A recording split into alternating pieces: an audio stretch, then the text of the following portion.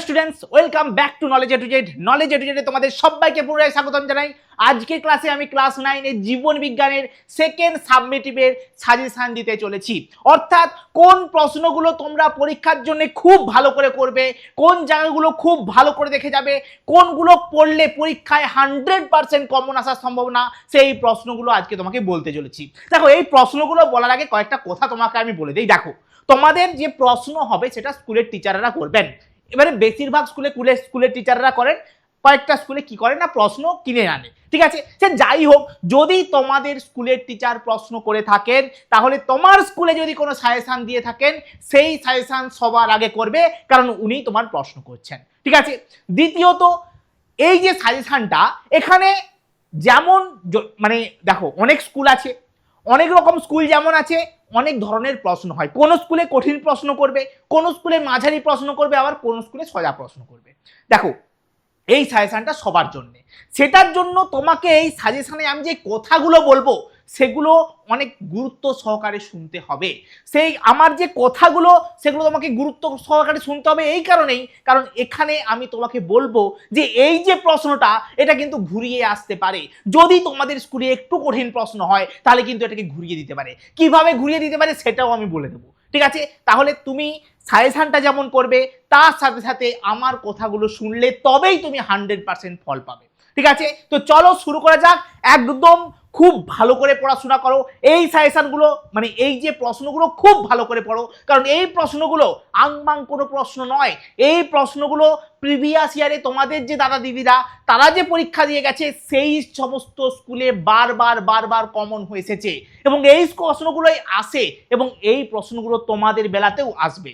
তো চলো শুরু করা যাক। তোমাদের একটাই চ্যাপ্টার পরীক্ষা হবে, সেটা হচ্ছে জৈবনিক প্রক্রিয়া। একটাই চ্যাপ্টার পরীক্ষা হবে, সেটা হচ্ছে জৈবনিক প্রক্রিয়া। ঠিক আছে স্যার, এখান থেকে কি কি প্রশ্ন করব? দেখো, এই চ্যাপ্টারটা একটা চ্যাপ্টার দেখতে মনে হলেও এই চ্যাপ্টারটা কিন্তু এতটা ছোট না। তোমরা জানো এই চ্যাপ্টারটা এতটা ছোট না, এটা অনেকগুলো পার্ট রয়েছে। প্রথম যে পার্ট, উদ্ভিদ শারীরবিদ্যা। স্যার, উদ্ভিদ শারীরবিদ্যা থেকে কোনগুলো করব, কোন পার্টটা করব? দেখো, এখানে খুব খুব ভালো একটা বিষয় আছে, সেগুলো আমি বলছি। দেখো, প্রথমত খুব ভালো করে করবে, সবাই করবে। তোমার স্কুলে কঠিন প্রশ্ন সহজ প্রশ্ন কিছু দরকার নেই, কিছু দেখার দরকার নেই। তুমি চুপচাপ এই যে প্রশ্নটা রয়েছে, সালোক সংশ্লেষকে জারণ বিজারণ বিক্রিয়া বলা হয় কেন, এবং তার সমীকরণের মাধ্যমে দেখাতে বলেছে, এটা খুব ভালো করে পড়বে, খুব ভালো করে পড়বে, কারণ প্রচুর স্কুলে এই প্রশ্ন কিন্তু আসে, প্রচুর স্কুলে এই প্রশ্ন কিন্তু আসে। তাহলে এই প্রশ্ন আমাকে করতেই হবে। তোমরা যারা দেখছো তারা অবশ্যই এটাকে স্টার মার্ক দিয়ে দেবে। ওকে, নেক্সট, সালোক সংশ্লেষকে উপচিতি বিপাক বলা হয় কেন? অনেক স্কুলে কিন্তু দিতে পারে, যদি তোমাদের একটু ঘুরিয়ে ফিরিয়ে প্রশ্ন করতে ভালোবাসে, তাহলে এই প্রশ্নটা আসতে পারে। ওকে, নেক্সট প্রশ্ন, সালোক সংশ্লেষে জল, কার্বন ডাইঅক্সাইড, ক্লোরোফিল, সূর্যালোকের ভূমিকা। সবথেকে বেশি যেটা পড়ে সেটা হচ্ছে জল, কার্বন ডাইঅক্সাইডের ভূমিকা। ঠিক আছে, জল, কার্বন ডাইঅক্সাইড খুব ভালো করে করবে। তারপরে তোমরা ক্লোরোফিল এবং সূর্যালোক, যদি মনে হয় যে হ্যাঁ স্যার জল কার্বন ডাইঅক্সাইড খুব ভালো করে হয়ে গেছে, ক্লোরোফিল আর সূর্যালোকটাও তারপরে করে নেবো। ঠিক আছে, ডান। আচ্ছা, সালোক সংশ্লেষে আলোক বিক্রিয়া আর কেলভিন চক্র। বাবা, যদি তোমাদের স্কুলে এই দুটোকে আলাদা করে পড়িয়ে থাকে, যে আলোক বিক্রিয়াটা তোমাকে গোটাটা পড়িয়েছে, কেলভিন চক্র তোমাকে গোটাটা পড়িয়েছে, তাহলে তুমি এইগুলোকে খুব ভালো করে করবে। নয়তো যদি দেখো যে তোমাদের স্কুলে খুব ভালো করে পড়ায়নি, তোমাদের বইয়ে যতটুকু আছে অতটুকুই করবে। ঠিক আছে, বোঝা গেল?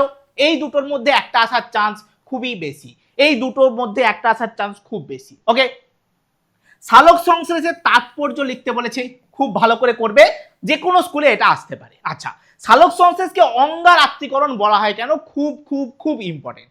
ঠিক আছে, অঙ্গার আত্মীকরণ বলা হয় কেন? খুব ইম্পর্টেন্ট। তো এটা করে রেখো, এটা করে রেখো। নেক্সট, কাকে বলে?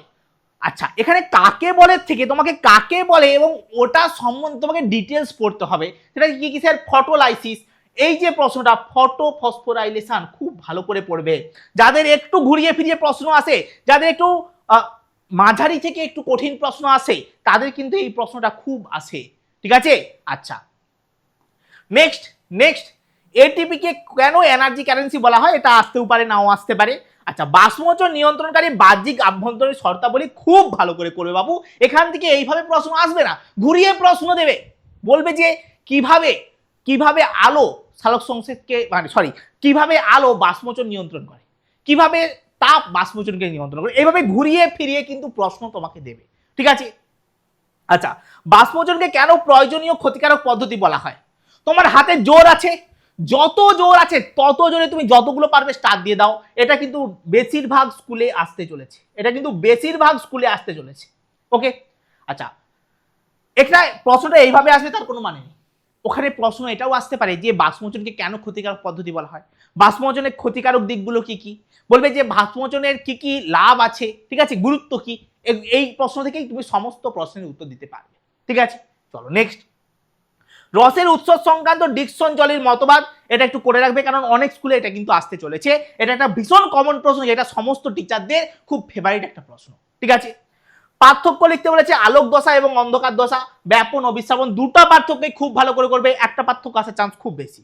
ওকে, এই ছিল আমাদের উদ্ভিদ শারীরবিদ্যা থেকে সমস্ত কোশ্চেন। এই কয়েকটা কোশ্চেন তুমি যদি খুব ভালো করে নিতে পারো, তোমার কিন্তু 2 মার্কস এবং 3 মার্কসের কোশ্চেনে কোনো সমস্যা হবে না।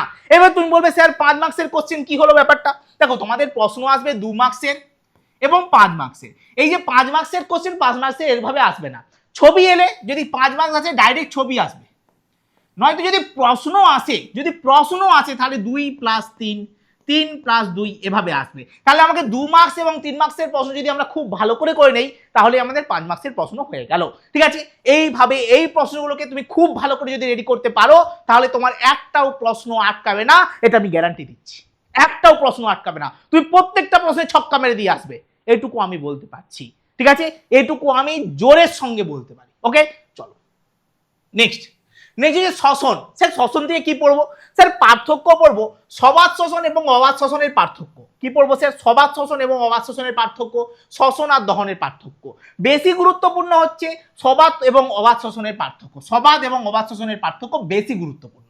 আচ্ছা, ক্রেবস চক্রকে কেন টিসিএ চক্র বলা হয়? খুব ভালো করে পড়বে। আচ্ছা, শব্দ ছকের মাধ্যমে যদি তোমাদের স্কুলে এটা করিয়ে থাকে তবেই পড়বে, নহলে দরকার নেই। গ্লাইকোলাইসিসকে কেন ইএমপি পথ বলা হয়? করবে। যদি শব্দ ছক তোমাদেরকে পড়িয়ে থাকে স্কুলে তবেই করবে, নয়তো করার দরকার নেই, ঠিক আছে। আচ্ছা, সন্ধান কাকে বলে? এর অর্থনৈতিক গুরুত্ব খুব ভালো করে রাখবে, কারণ অনেক স্কুলে এটা দেয়। আচ্ছা, শ্বসনের তাৎপর্য খুব ভালো করে পড়বে। সালোক সংশ্লেষের তাৎপর্য নয়তো শ্বসনের তাৎপর্য কোনো একটা আসার চান্স খুব খুব খুব বেশি, ঠিক আছে।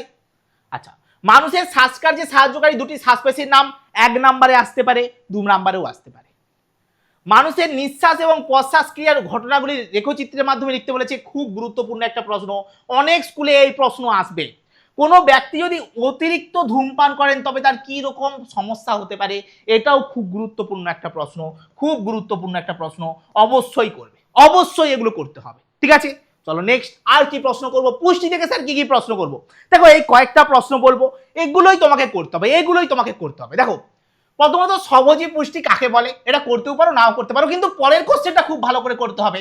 উদ্ভিদের বিভিন্ন প্রকার পরভোজী পুষ্টির উদাহরণের সাহায্যে বুঝিয়ে দিতে বলেছে, খুব ভালো করে করবে, খুব ভালো করে। এখান থেকে কিন্তু এইভাবে না প্রশ্ন এলেও এখান থেকে শর্ট কোশ্চেন আসতে পারে। বলবে যে উদ্ভিদের মিথজীবী পুষ্টি সম্বন্ধে লেখো, 2 নাম্বার দিয়ে দেবে, উদাহরণ সহকারে তোমাকে লিখতে হবে। কিংবা বলবে যে উদ্ভিদের পরজীবী পুষ্টি সম্বন্ধে লেখো। ওকে, বোঝা গেল? আচ্ছা, উদাহরণ সহ মিথজীবী পুষ্টির ব্যাখ্যা করো। দেখছো, এই প্রশ্নটাই কিন্তু এইভাবে ঘুরিয়ে আসতে পারে। এই যে প্রশ্নটা আমি একটু আগে বললাম, এই প্রশ্নটাই কিন্তু এভাবে ঘুরিয়ে আসতে পারে, তো তোমাকে করে যেতে হবে। আর একটা কথা, আমি যখন এগুলো বলছি তোমাদেরকে, তোমরা কিন্তু স্ক্রিনশট নিতে যাও, তোমরা স্ক্রিনশট নিয়ে যাও। আর এটা ভেবো না যে স্যার আমি স্ক্রিনশট নিয়ে নেবো দিয়ে পড়ে নেবো, হবে না। আমার কথাগুলো তোমাকে শোনা বেশি জরুরি, খুব বেশি জরুরি। কারণ তুমি যখন ডাক্তার তোমাকে প্রেসক্রিপশন লিখে দেয়, তোমাকে বলতে হয় না এই সময়টায় এই ওষুধটা খেতে হবে, এই সময়টায় এই ওষুধটা খেতে হবে। হ্যাঁ, এইটা বেশি জরুরি, বুঝতে পেরেছো? অতএব কথাগুলো শুনতেই হবে তোমাকে। কথা না শুনলে তুমি বুঝতে পারবে না যে কোনটাকে কেমন ভাবে পড়বো, বুঝতে পেরেছো? আচ্ছা, মিথজীবী পুষ্টি হচ্ছে, আচ্ছা, হলজৈবিক পুষ্টির পর্যায়, খুব গুরুত্বপূর্ণ প্রশ্ন, ঠিক আছে। খাদ্য গ্রহণ, গৃহীত খাদ্যের পাচন, পাচিত খাদ্যের শোষণ, ঠিক আছে। তারপরে শোষিত খাদ্যের আত্তীকরণ এবং অপাচ্য খাদ্যের বহিষ্করণ, 5টা যে পর্যায় আছে, খুব খুব খুব ভালো করে করবে, 2 নম্বরের প্রশ্ন আসতে পারে। মানুষের দন্ত সংকেত, হ্যাঁ, এই যে মানুষের দন্ত সংকেত, যেমন তুমি যদি এটা স্ক্রিনশট নিয়ে চলে যেতে, তাহলে বুঝতেই পারতে না আসল জিনিসটা কি। যদি তোমাকে মানুষের দন্ত সংকেত লিখতে পারে 2 নাম্বার দেবে, কিন্তু তোমাকে দুটো লিখতে হবে। একটা হচ্ছে শিশুর দন্ত সংকেত লিখতে হবে, একটা হচ্ছে পূর্ণাঙ্গ মানুষের দন্ত সংকেত লিখতে হবে। প্রশ্ন খুব ভালো করে পড়বে, দেখবে এখানে কি লেখা আছে। যদি থাকতো পূর্ণাঙ্গ মানুষের দন্ত সংকেত তাহলে একটা লিখলেই হতো, কিন্তু যদি থাকে মানুষের দন্ত সংকেত তোমাকে অবশ্যই দুটো লিখতে হবে, কারণ শিশুরাও মানুষ। বুঝতে পেরেছো? আচ্ছা নেক্সট, বিএমআর কি? একজন প্রাপ্তবয়স্ক মানুষের বিএমআর কত? ভালো করে পড়বে। বিএমআর কি অনেক স্কুলে দেবে। মানুষের কত জোড়া লালা গ্রন্থি থাকে এবং তাদের অবস্থান খুব ভালো করে পড়বে বস, খুব ভালো করে পড়বে, ঠিক আছে? কত জোড়া লালা গ্রন্থি এবং তারা কোথায় কোথায় আছে। নেক্সট, সুষম খাদ্য কাকে বলে? উদাহরণ দিয়ে লেখো। এটা পাতি একটা কোশ্চেন, যেটা অনেক স্কুলের টিচারদের খুব ফেভারিট কোশ্চেন, ঠিক আছে? অনেক স্কুলে দিয়ে থাকে, তো আমি তোমাদেরকে সাজেশনেও দিলাম। আচ্ছা, বিপাকীয় গলযোগের ফলে সৃষ্টি হয় এমন 3টি রোগের নাম এবং তাদের কারণ। খুব ভালো করে পড়বে, খুব ভালো করে পড়বে। এখান থেকে কিন্তু প্রশ্ন এইভাবে আসবে না, এখান থেকে ঘুরিয়ে প্রশ্ন দেবে। কোনো একটা গলযোগ তুলে বলবে যেটা কেন হয় এবং তার ফলে কি কি হয়, ঠিক আছে? এরকম কিন্তু ঘুরিয়ে প্রশ্ন করবে। ওকে, আমাদের পৌষ্টিকতন্ত্রের প্রোটিন জাতীয় খাদ্য আর কার্বোহাইড্রেট আর প্রোটিন জাতীয় খাদ্য কিভাবে বিপাক হয়, খুব খুব খুব ভালো করে পড়বে। এই দুটোর মধ্যে একটা আসার চান্স রয়েছে, এই দুটোর মধ্যে একটা কিন্তু আসবেই আসবে পরীক্ষায়, কিন্তু এই দুটোর মধ্যে একটা আসার চান্স খুব বেশি। যেগুলো আমি তোমাকে জোর দিয়ে বলছি বাবু, তুমি খুব ভালো করে ওগুলা জোর দিয়েই পড়বে। যারা এই সাজেশনটা পরীক্ষার জাস্ট এক সপ্তাহ আগে দেখছো, জাস্ট কয়েকদিন আগে দেখছো, তাদেরকে আমি যেগুলো বারবার বলে দিচ্ছি যে এইগুলোই পড়বে, এগুলোই পড়বে, ওইগুলোই খুব ভালো করে পড়ে যাবে, ঠিক আছে? আর যারা ভাবছো স্যার আরে কালকে পরীক্ষা, আজকে কি পড়বো, তোমাদের স্কুল থেকে সাজেশন দিয়েছে, আমি একটা সাজেশন দিচ্ছি, দুটোর কমন কোনগুলো আছে দেখো, সেগুলো পড়ে যাও খুব ভালো করে। ওই কয়েকটা পড়ে যাও, দেখো কোনো না কোনো একটা প্রশ্ন, মানে কোনো না কোনো প্রশ্ন আসবে এবং তুমি পাস করে যাবে। এটা শুধুমাত্র পাস করার ট্রিক, বোঝা গেল? চলো নেক্সট।